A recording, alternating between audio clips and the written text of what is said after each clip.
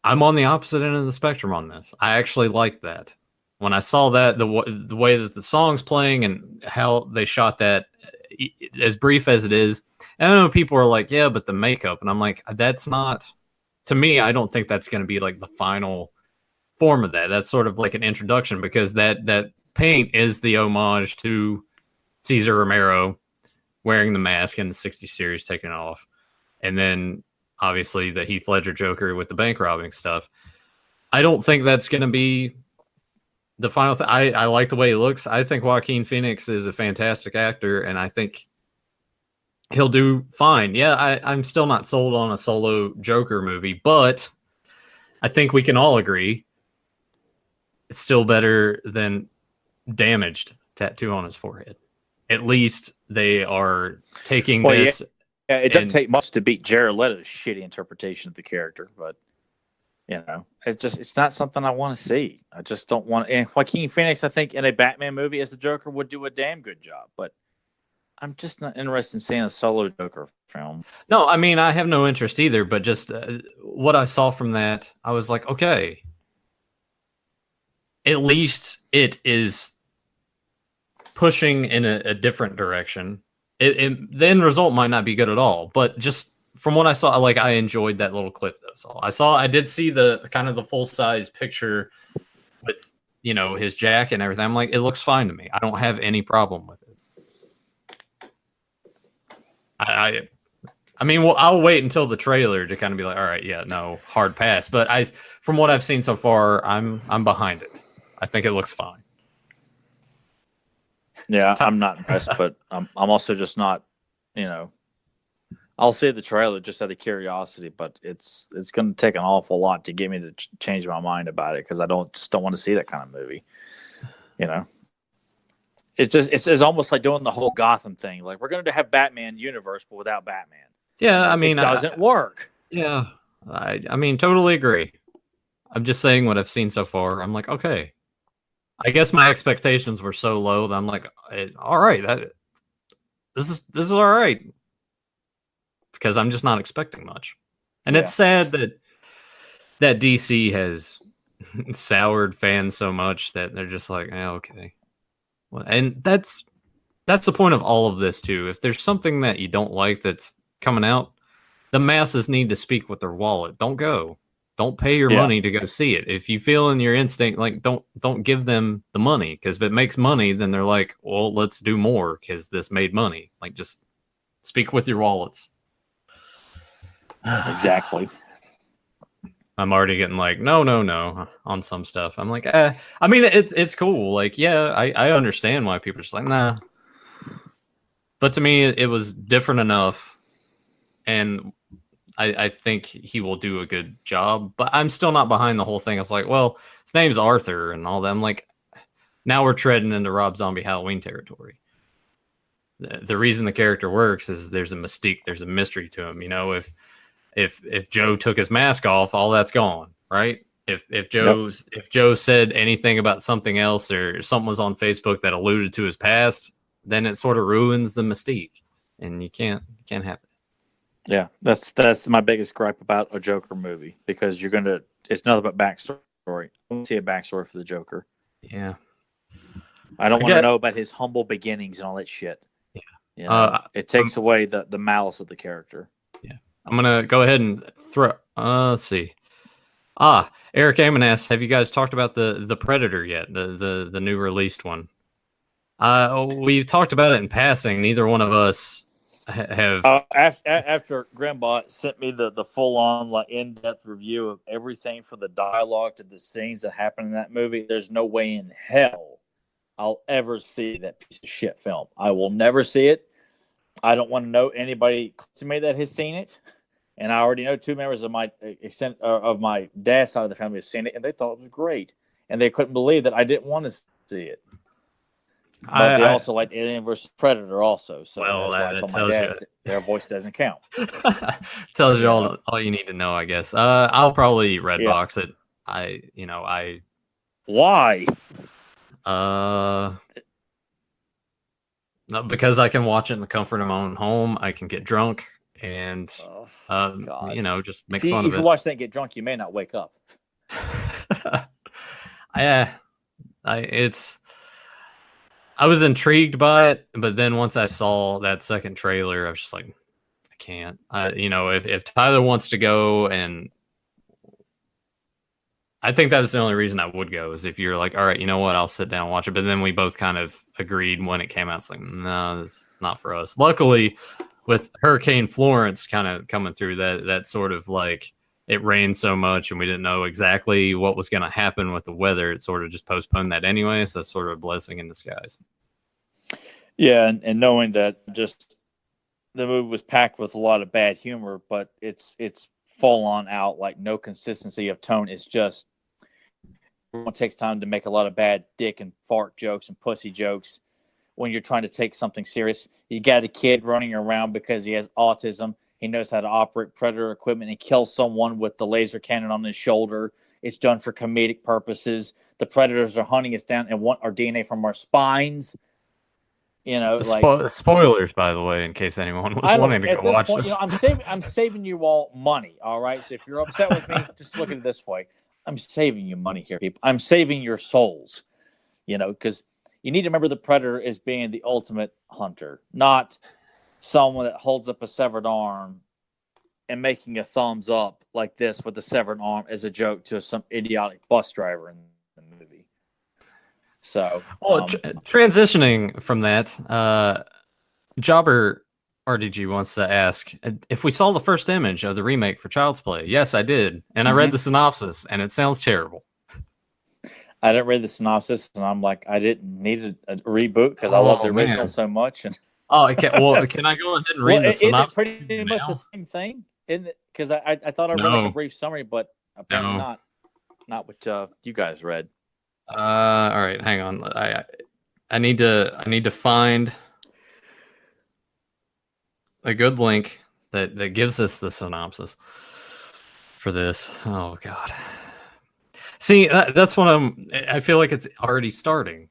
Like Halloween hasn't come out yet, and it's already. Oh well, let's go back to, and the thing that, yeah, all right. Even though the newer Chucky movies haven't been that good, at least they're taking it in a direction that at least sort of, I don't know. I feel bad for him because he's the creator of the franchise and he's been doing these other movies, and now it just seems like they're like, no, we're gonna completely ignore this now and go in this other direction. I'm still looking to find it. Yanish asked if you need a protein bar.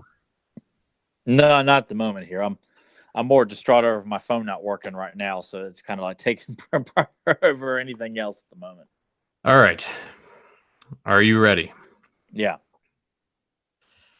The contemporary reboot will follow a group of kids as they take on a technologically advanced doll that enters their world. It's been reported that the version of Chucky in this film is a defective buddy doll whose programming code was hacked so that he has no limitations to learning, also violence. He's been hacked. Which I mean,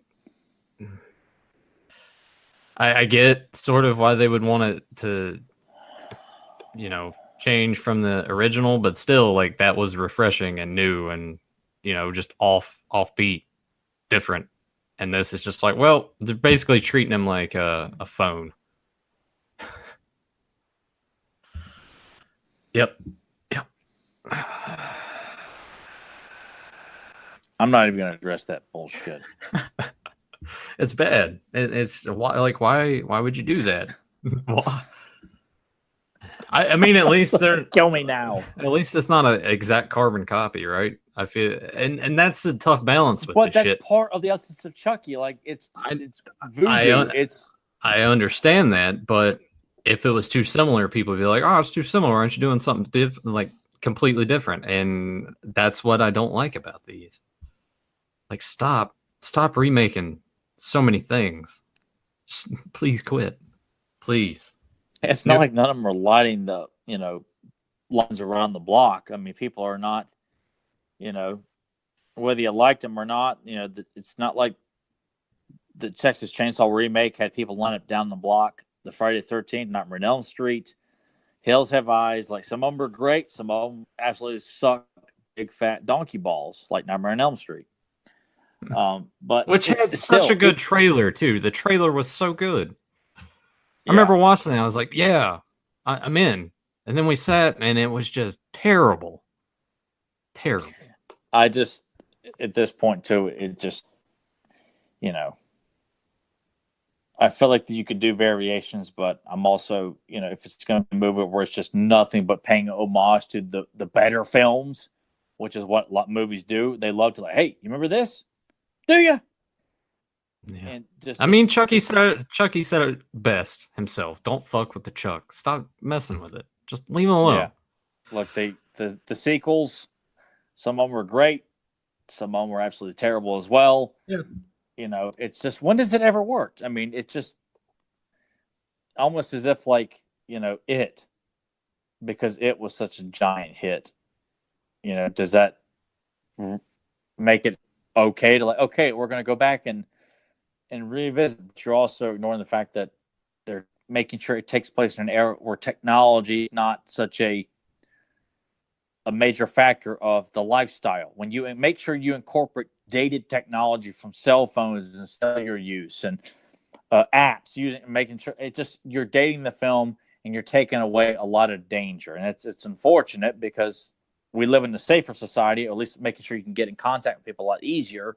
Whereas back then, it wasn't so easy, and I think that adds to the level of danger. But that just sounds like total dog shit, man. Yeah, it's not good. I'm gonna throw this out to the chat. If you guys have any more questions that you want to ask us, go ahead and throw them in there. Tyler and I will probably start wrapping up here in the next 10-15 minutes or so. I'm gonna recommend the movie Mandy. Tyler, I don't know if you know anything about this at all, but it's just some Nicolas Cage is in it, and I won't be seeing it because of it. Well, see, that's the thing. I do not like Nicolas Cage either. But here's the thing: if you can take his weirdness and his zaniness and put him into something that feeds off of that and gels with his acting style, then it turns out okay. And Mandy is actually it's getting hyped up. It's getting good reviews everywhere, and I checked it out, and man, this thing is slick. Like, it looks awesome. The director of this, his dad is also a famous director. Directed a couple of films that Tyler you might know, Rambo: First Blood Part 2, Tombstone, and Cobra. George P. Cosmatos. Huh? Yes, his son is the director of this film, and it's slick. It's got a good synth score. It's got like bright, vibrant colors. It's got some animation in there. It just, yes, there's not much to the story. Yes, it's a revenge thing. Nicolas Cage's girlfriend gets killed by this weird occult biker gang, and he's sort of left for dead, and he comes in and takes them all out. And it's just, I love the hell out of it. So yes, it's artsy. When I'm saying it's slick and it looks really good, it's sort of like one of those artsy films, but I loved it. So if you guys are kind of into that same thing, like a B movie, but it's like got that style, kind of a little bit like sort of sludgy, the pacing of it's a little slow going on, then it ramps up. If you're into that, I would highly recommend this. I blind bought his first movie that'll be in this week, Beyond the Black Rainbow, and I look forward to checking that out. I'm like, give that guy throw some money at him, let him do something, because he's got an eye for it, and he's cool. But I'm just gonna say it again. I don't like Nick Cage at all, but sometimes he does work, and this is one of the cases where he did. What is the worst reboot idea you guys could come up with?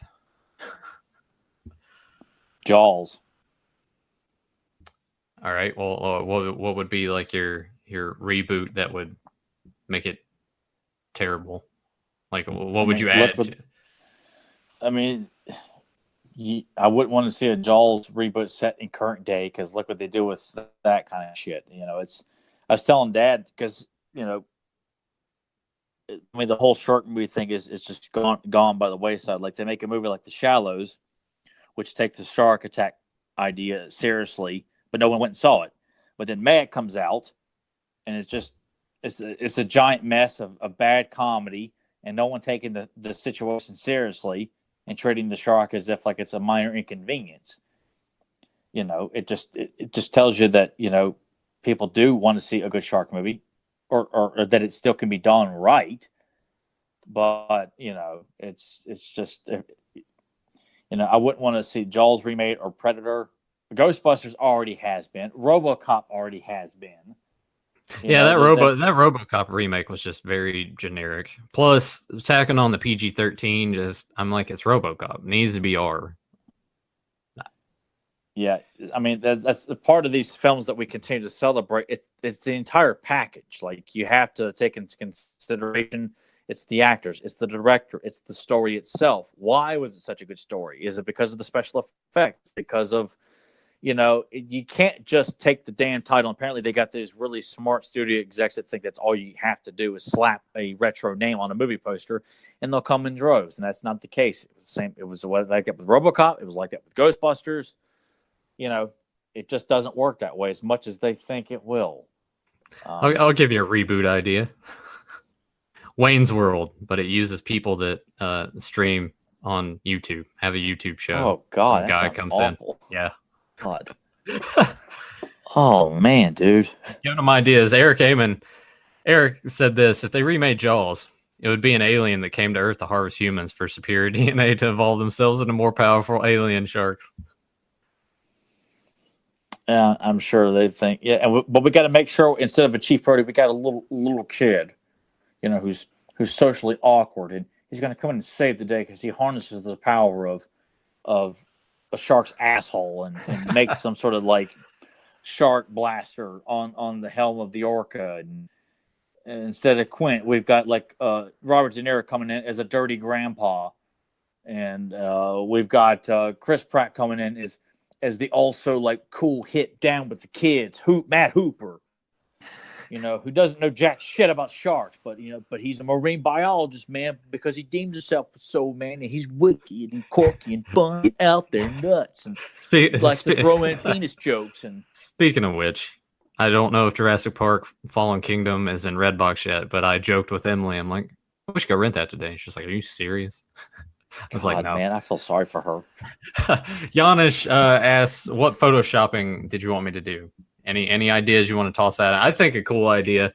I don't know how this would work in regards to like Google image searching, but if you can if you can find like someone with drop trowel taking a piss and find a way to put Tyler's head on there while like Joe is sitting in an open stall, that'd be kind of cool. Probably a little too great. I don't know. Maybe I don't want to see that. Maybe you could find a way to like sort of cut it off above the privates, just where you can pretty much, okay, Joe's sitting on the toilet. Tyler's, I don't know. Had to figure out something like that. I got nothing other than that. That's a terrible idea. Jobber DG asks, would you rather see a live action Masters movie or an animated one? Animated. I think animated. Yeah, we talk about this a lot. I think animated is the way to go for most of this stuff, most of these properties, because it gives you more to play around with. You don't have to CG and superimpose so much in a live action form. If you animate it, it's all there. Now, what style of animation would you want though? Would you 2D. Still want 2D? Okay. Yeah. I'm not interested in 3D stuff. I mean, because most of the time, you can get away with it in kids' films, but this has got to be portrayed in like a serious look. Like you can't have it look goofy and overly friendly. It looked like some Wreck-It Ralph nonsense where it just hey man, Wreck-It Ralph was fine. But yeah, I'd rather much see anime because that we could get away with a lot more, and get in some really good voice actors to bring in instead of bad actors who got no business playing the part, can't look the part, and you try to come up with all these excuses to make up for the shortcomings of not looking like the greatest roster of heroes and villains that's ever been established. You can't fake them. It's a property based on big, muscular guys, crazy looking, henchmen, beautiful women. and they're going to find a way of like slap lots of clothing on all the women because it's sexist, even though there's a lot of very well written and charismatic female characters. No, that's sexist because we don't want to see female butts and asses. We're not going to see their tits, you moron.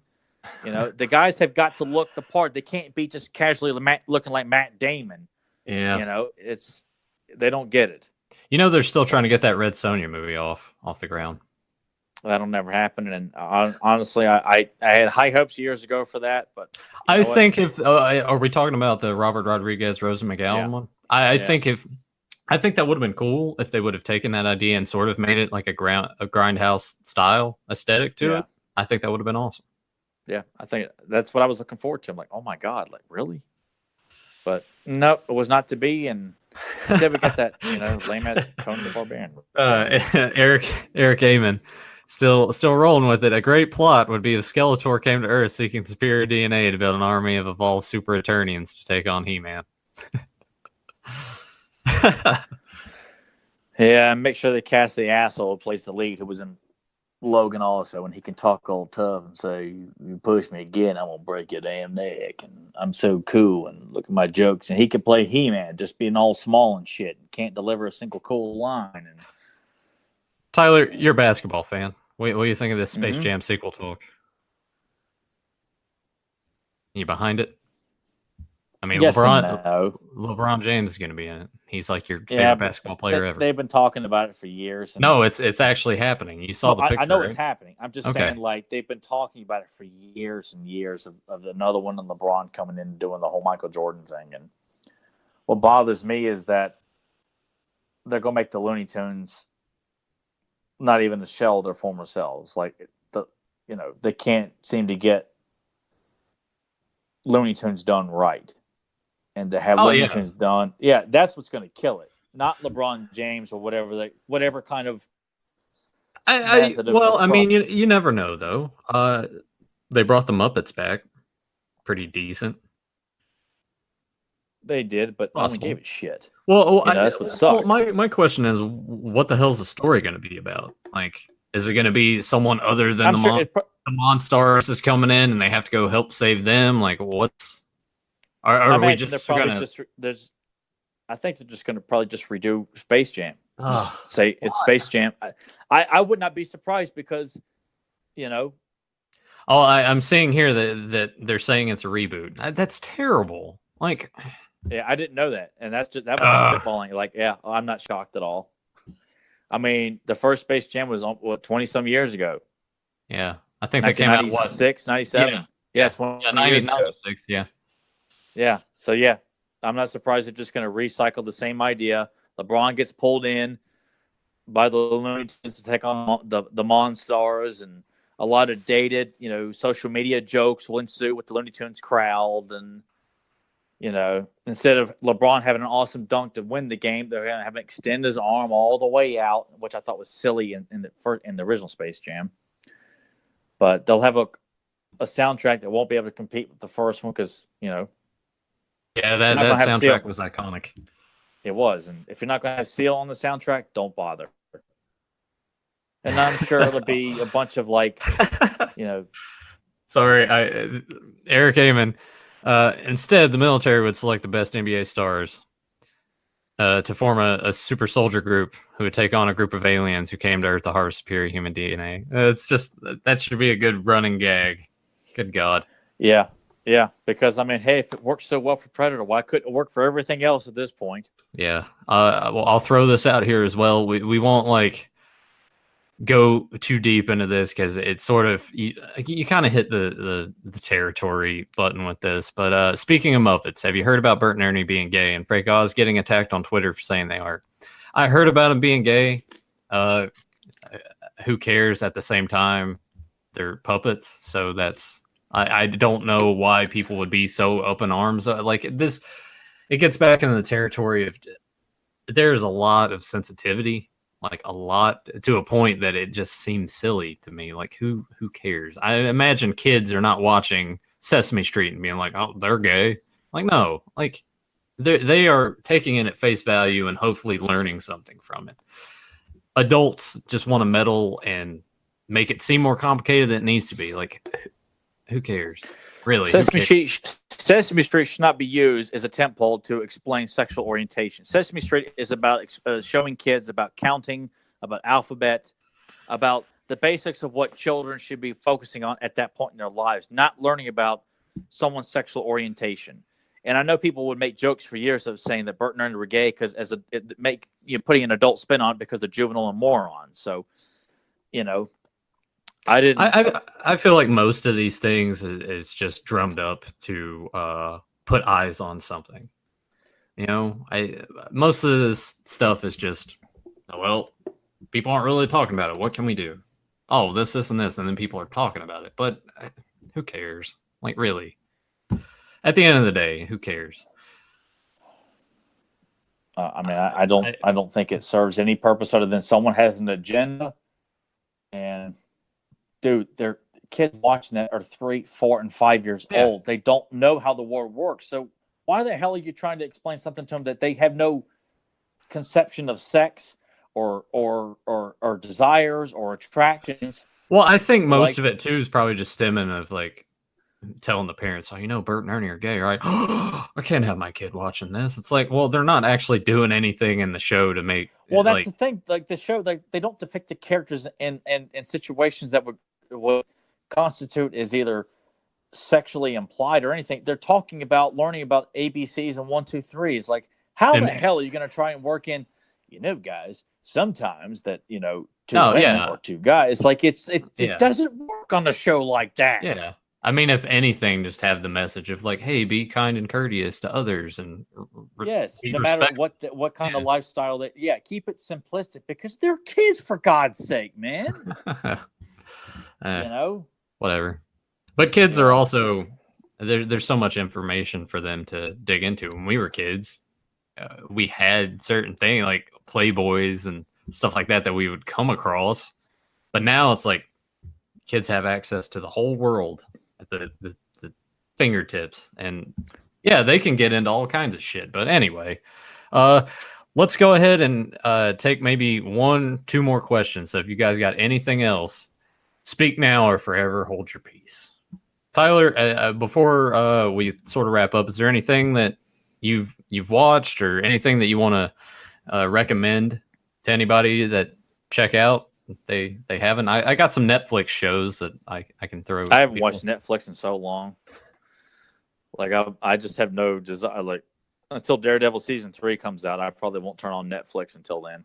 Is it even worth my time to like watch Luke Cage and Iron Fist? I don't care. I never did go back and watch all the Defenders because I just kind of lost my interest. Iron Fist, I never did quite grasp getting into that. I didn't care to watch Luke Cage, and sure as hell wasn't going to watch Jessica Jones. So Jessica Jones is fine. I think I watched 4 or 5 episodes. It's slow getting into it, but once it sort of picks up, I got into it and then I just like stopped. Well, I expect more. If they could deliver a Daredevil show that was just damn good and a masterpiece of season 1 and 2 work, then I expect nothing less. And if you ain't going to deliver that same kind of quality, don't waste my time. And you said Punisher's not that good either, right? Oh, it's terrible. God, it's just that seems like a wasted opportunity.